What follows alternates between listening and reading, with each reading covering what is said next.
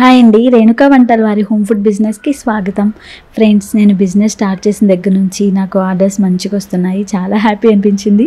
రోజు ఒక బాక్స్ దగ్గర నుంచి 2-3 బాక్సులు షిఫ్ట్ చేయడం అనేది నాకు పెరిగినట్లే కదా. సో ఇది మీ సపోర్ట్ వల్లే అవుతుంది. Thank you so much. నేను ఇక్కడ మెయిన్గా ఫాలో అయ్యేదల్లా ఇది హోమ్ ఫుడ్ అంటే ఏంటి మీనింగ్, మనం ఇంట్లో ఎంత క్లీన్గా అలాగే రుచిగా చేసుకుంటామో అదే కాన్సెప్ట్ అనమాట.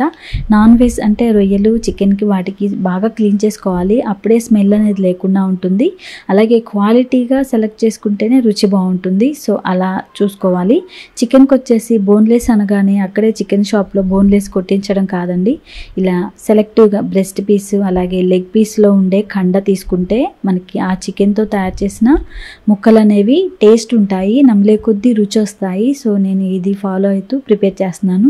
టేస్ట్ చాలా బాగుంది, ఫీడ్బ్యాక్ కూడా చాలా చాలా బాగుంది. ఫ్రెండ్స్, మీకు ఇలాగా క్లీన్గా అలాగే రుచిగా ఉండే పచ్చళ్ళు కావాలంటే స్క్రీన్పై కనిపిస్తున్న వాట్సాప్ నెంబర్కి మెసేజ్ చేయండి. ఆర్డర్ ప్లేస్ చేసుకోండి. ఫ్రెష్గా తయారు చేసి పంపించబడతాయి. అలాగే ఫ్రెండ్స్, డ్రై ఫ్రూట్ లడ్డు. ఈ లడ్డు అన్ని నట్స్ ఉండి న్యూట్రిషనల్ బ్యాలెన్స్ అవుతుంది మన బాడీకి. సో పిల్లల దగ్గర నుంచి పెద్దవాళ్ళ వరకు అందరూ తినొచ్చు. ఈ లడ్డు మీకు కావాలంటే నాకు ఆర్డర్ చేయండి, నేను ప్రిపేర్ చేసి పంపిస్తాను.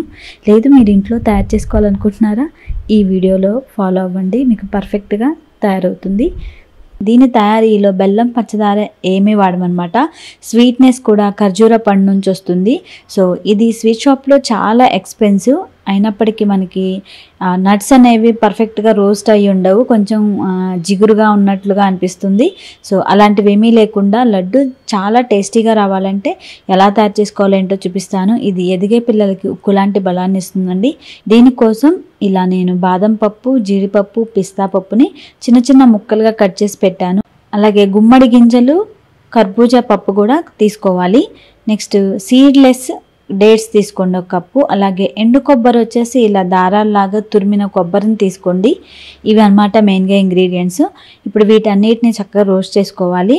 ఒక మందపాటి కడాయిలో 2 టేబుల్ స్పూన్ల నెయ్యి వేసుకొని ఫస్ట్ సన్నగా తరిగిన జీడిపప్పు, బాదం పప్పు, పిస్తా పప్పు ముక్కల్ని వేసుకొని కొన్ని సెకండ్లు వేపుకోవాలి. ఆ తర్వాత వెంటనే దీనిలో కర్బూజా పప్పు అలాగే గుమ్మడి గింజలను కూడా వేసి లో ఫ్లేమ్లోనే ఒక 2 నిమిషాలు రోస్ట్ చేసుకోండి. ఈ పప్పులు అన్నీ కూడా ఈవెన్గా రోస్ట్ అవ్వాలంటే ఇలా ఒకదాని తర్వాత ఒకటి కాకుండా అన్నీ ఒకేసారి వేసి రోస్ట్ చేసుకోవాలి. ఇవి బాగా రోస్ట్ అయిన తర్వాత చూడండి, 1 టేబుల్ స్పూన్ ఇవి గసగసాలు, పాపీ సీడ్స్ అంటారు కదా, వీటిని వేసుకోండి. ఇవి కూడా బాగుంటాయి అన్నమాట. నేతిలో ఇలా కొన్ని సెకండ్లు వేగిన తర్వాత ఇప్పుడు ఇక ఫైనల్గా ఎండు కొబ్బరి తురుము వేసి స్టవ్ ఆపేసేయండి. ఇక సెగ అవసరం లేదనమాట. ఆ పప్పులు వేడికి, ఆ కళాయి వేడికే ఈ ఎండు కొబ్బరి వేగుతుంది.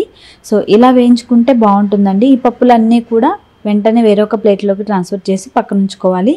చూడండి, సీడ్లెస్ ఖర్జూర ఒక 150 గ్రామ్స్ వరకు తీసుకోవాలి. వీటిని ఇలా గ్రైండింగ్ జార్లో వేసి గ్రైండ్ చేసుకుంటే ఇలా కోర్సుగా మెత్తగా పిండిలాగా కొంచెం గుజ్జుగా తయారవుతుంది. దీంట్లో మనం అవి వేసి కలుపుకుంటే అంత బాగా పర్ఫెక్ట్గా కలవండి.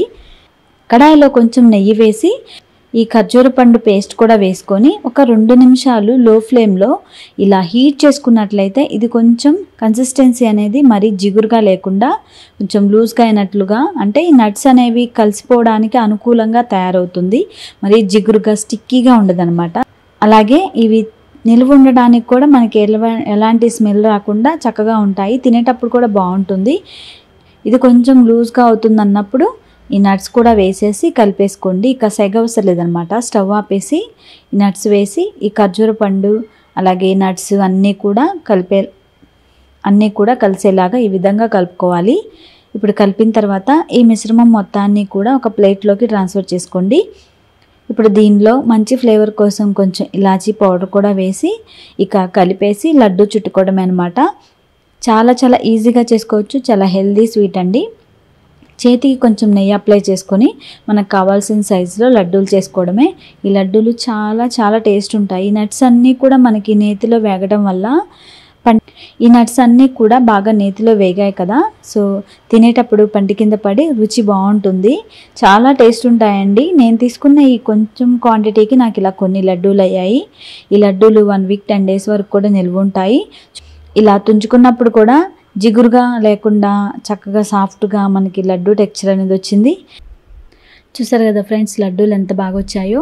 ఇలా లడ్డూ చేసుకుంటే మరీ ఎక్కువగా అంటే ఖర్జూర పండు ఎక్కువ ఉండి జిగురు లేకుండా నట్స్ అన్నీ బ్యాలెన్స్ ఉండి టేస్ట్ బాగుంటుంది, తినడానికి రుచిగా ఉంటుంది. మీరు తప్పకుండా ట్రై చేయండి. లేదు మీకు కావాలంటే స్క్రీన్పై కనిపిస్తున్న వాట్సాప్ నెంబర్కి ఆర్డర్ చేసుకోండి, చక్కగా మీ ఇంటి వరకు వచ్చేస్తాయి. ఫ్రెండ్స్, నేను చేస్తున్న ఈ చిన్ని హోమ్ ఫుడ్ బిజినెస్ని సపోర్ట్ చేస్తారని ఆశిస్తున్నాను. Thank you.